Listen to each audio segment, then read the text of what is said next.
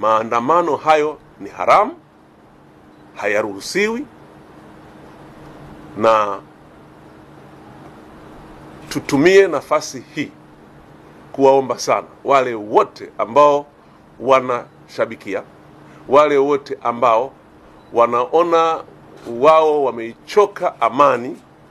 wale wote ambao wanaona hata mateso tuliyopata katika kipindi hiki wanaona hayatutoshi, wanataka kutuongezea tena mengine, tuwaombe sana kwamba maandamano kwa kuwa hayana kibali na hayapo kwa mujibu wa sheria, hayakubaliki na ni kinyume cha sheria, na kwa hivyo vyombo vyetu vya usalama vitayadhibiti. Na kwa hiyo ndugu zangu,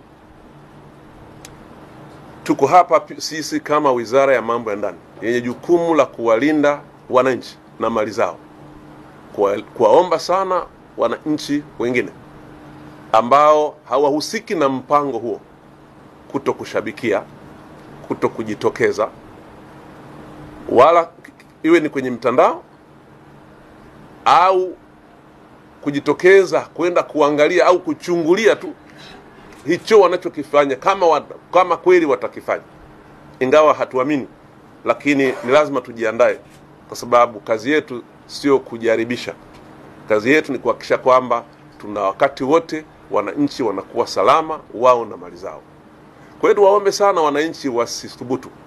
kujitokeza, kwa sababu maandamano haya ni haramu. Maana kuna wakati mwingine wengine wanajitokeza bila hata kujua pengine anachokimbilia ni kitu gani, na kujikuta amejiingiza kwenye kitu asichokifahamu. Kwa hiyo mjizuie kuhamasisha kwenye mitandao, mjizuie pia kushiriki kwa namna yoyote ile, lakini mtusaidie pia kutoa taarifa pale mnapohisi kuna viashiria vya watu ambao